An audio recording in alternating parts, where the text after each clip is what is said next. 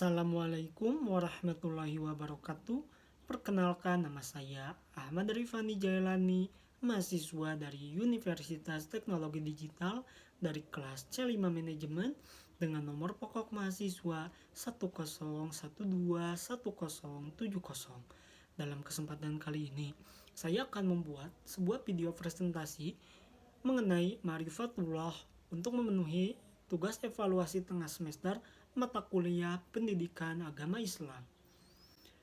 Yang pertama, ahamiyatu ma'rifatullah, pentingnya mengenal Allah. Mengenal Allah merupakan suatu hal yang penting bagi kita sebagai manusia. Manusia sangat berkepentingan untuk mengetahui siapa penciptanya dan untuk apa dia diciptakan.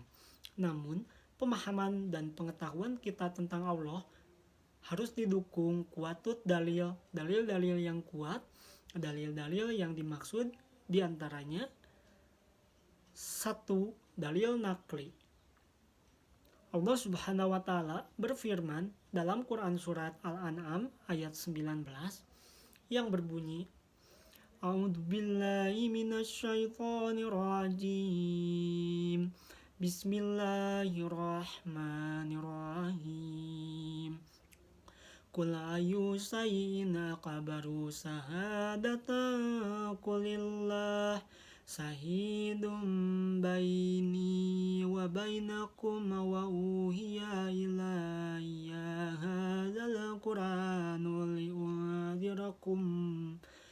liunzirakum bihi wa man balagha أَإِنَّكُمْ لَا تَشْهَدُونَ أَنَّ مَعَ اللَّهِ آلِهَةً أُخْرَى قُلْ لَا أَشْهَدُ قُلْ إِنَّمَا هُوَ إِلَهٌ وَاحِدٌ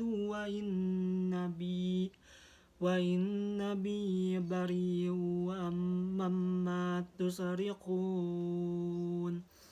Artinya, katakanlah, siapa yang lebih kuat persaksiannya, katakanlah Allah. Dia menjadi saksi antara aku dan kamu, dan Al-Quran diwahyukan kepadaku supaya dengan dia aku memberi peringatan kepadamu dan kepada orang-orang yang sampai Al-Quran kepadanya. Apakah sesungguhnya kamu mengakui bahwa ada Tuhan-Tuhan lain di samping Allah? Katakanlah, aku tidak mengakui. Katakanlah, sesungguhnya Dia adalah Tuhan yang Maha Esa, dan sesungguhnya aku berlepas diri dari apa yang kamu persekutukan. Yang kedua, ada dalil akli. Dalil nakli, nas yang tertulis dalam kitab akan semakin terbukti kebenarannya dengan dalil akli, akal atau logika, yang diperoleh dari ayat-ayat kauniyah. Oleh karena itu, Allah Subhanahu wa Ta'ala mendorong kita untuk memperhatikan dan memikirkan alam semesta yang maha luas ini.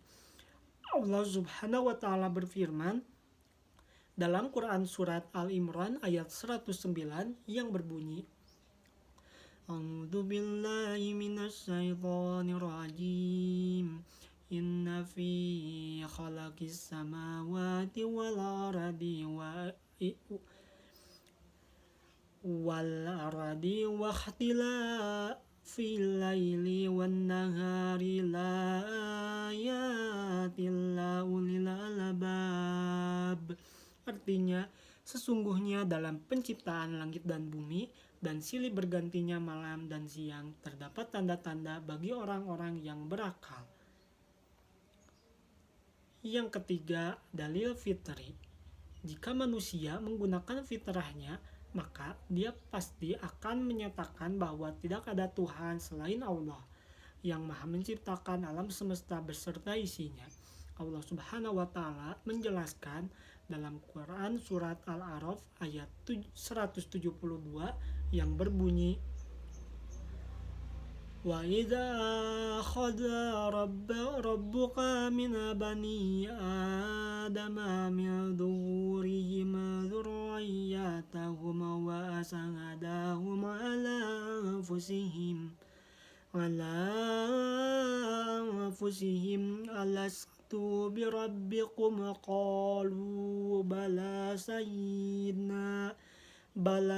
شهدنا أن تقولوا يوم القيامة إنا كنا عن هذا غافلين, yang artinya, dan ingatlah ketika Tuhanmu mengeluarkan keturunan anak-anak Adam dari sulbi mereka dan Allah mengambil kesaksian terhadap jiwa mereka seraya berfirman, bukankah aku ini Tuhanmu?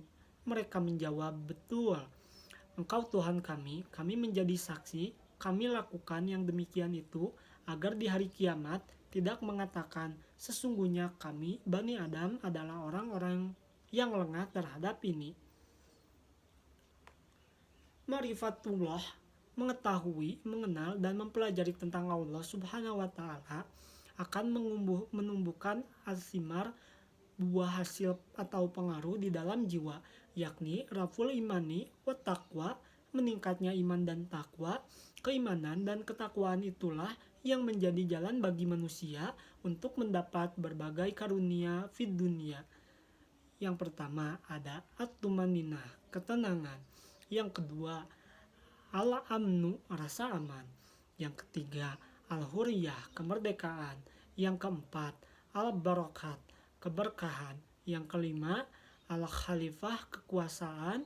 Yang keenam tamkinuddin, teguhnya agama di muka bumi. Dan yang terakhir al-hayatu tahiyabah, kehidupan yang baik.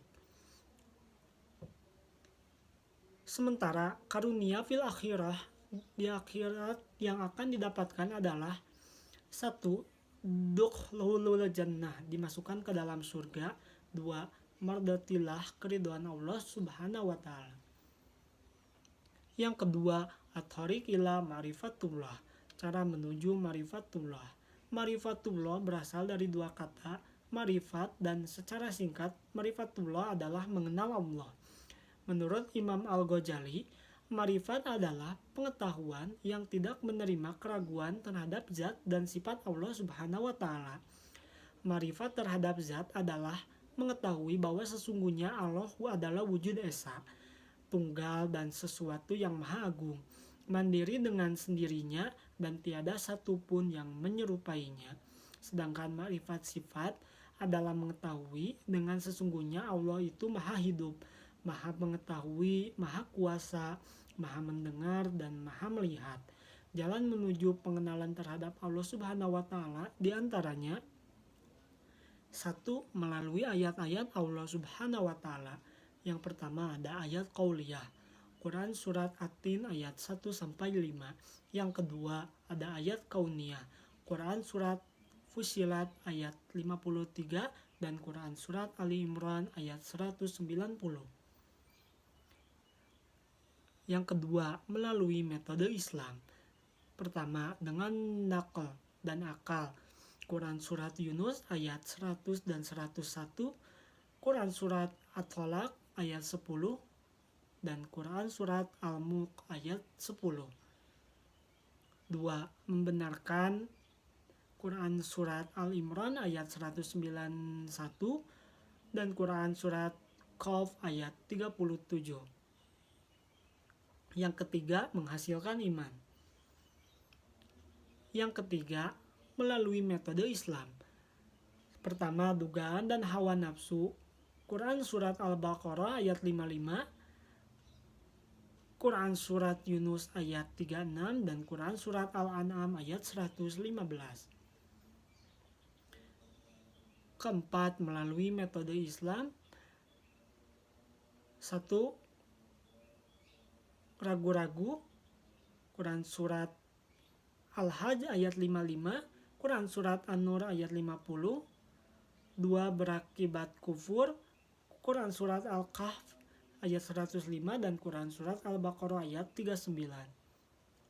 Yang ketiga, al-mawani fi ma'rifatullah, penghalang mengenal Allah.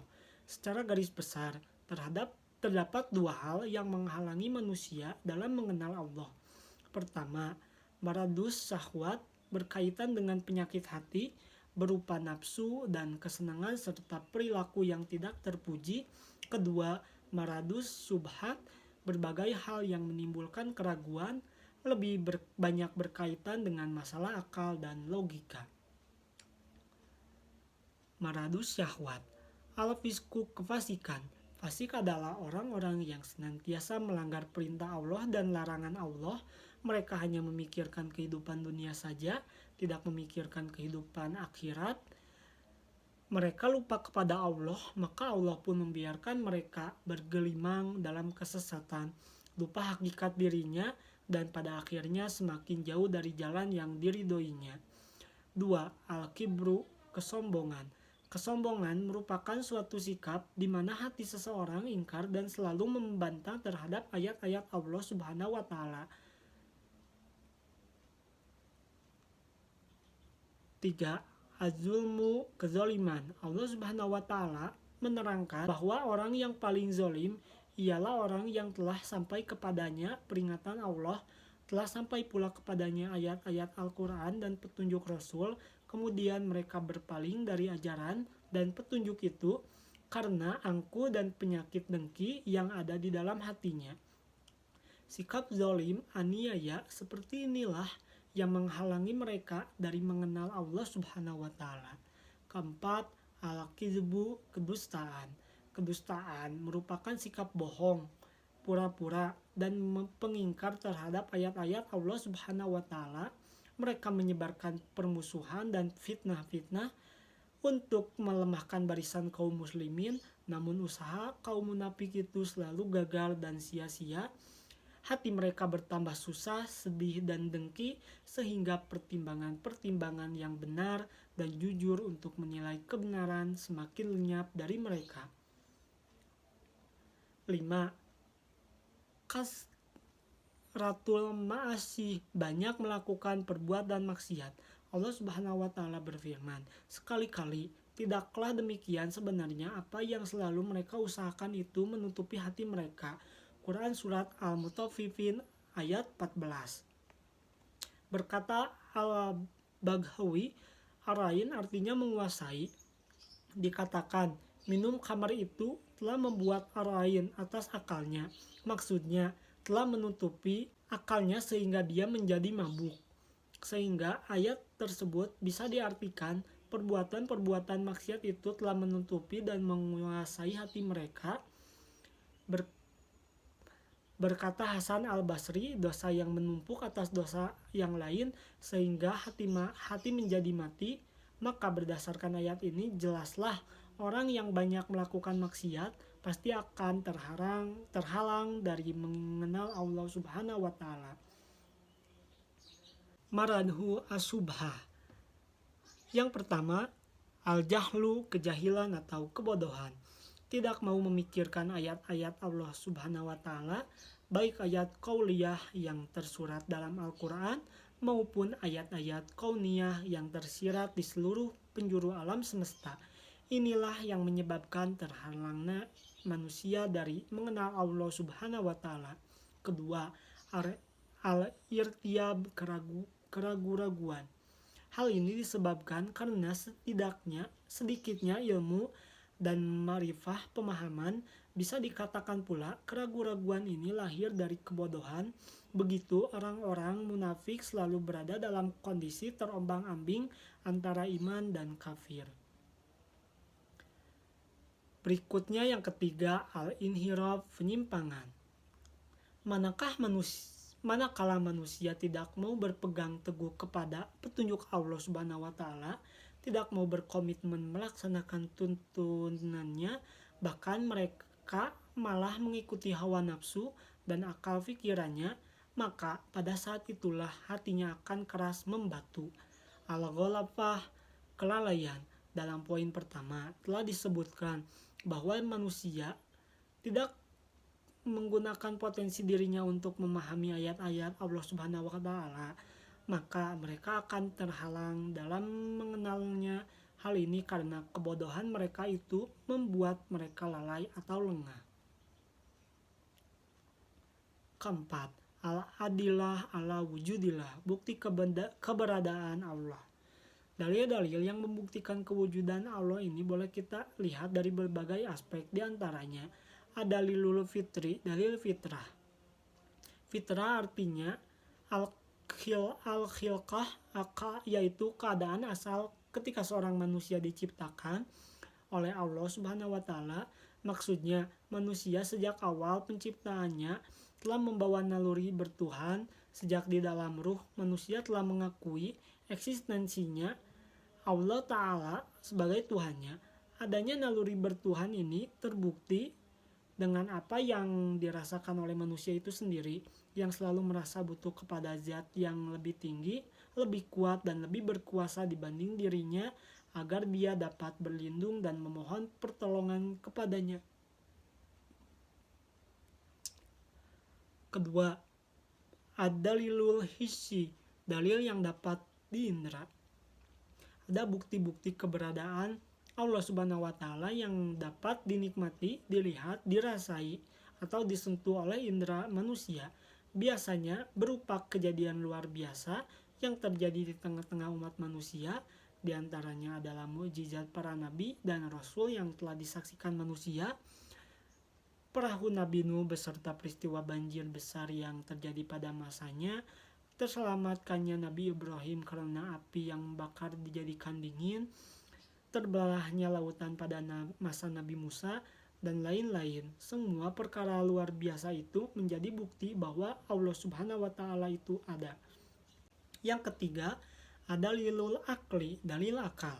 Jika kita menggunakan akal kita untuk memperhatikan berbagai fenomena di alam semesta ini, akan sampailah kita pada suatu kesimpulan bahwa semua fenomena yang ada itu membuktikan bahwa Allah yang Maha Kuasa itu ada.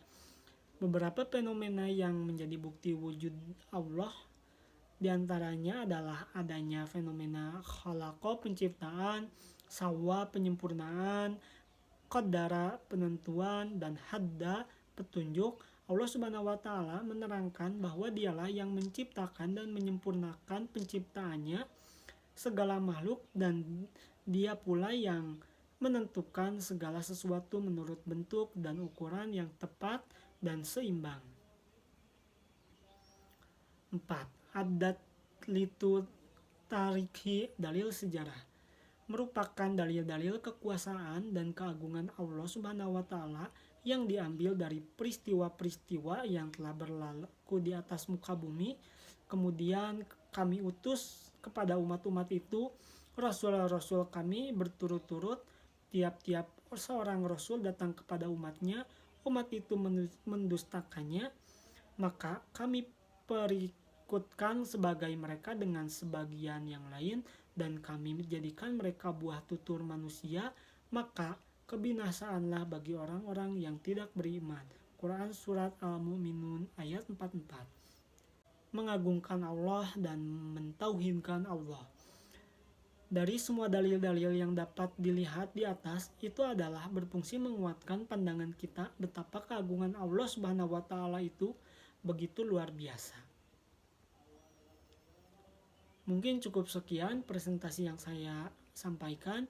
Mohon maaf apabila terdapat kesalahan dalam pengucapan atau perkataan. Wabillahi taufiq wal hidayah. Wassalamualaikum warahmatullahi wabarakatuh.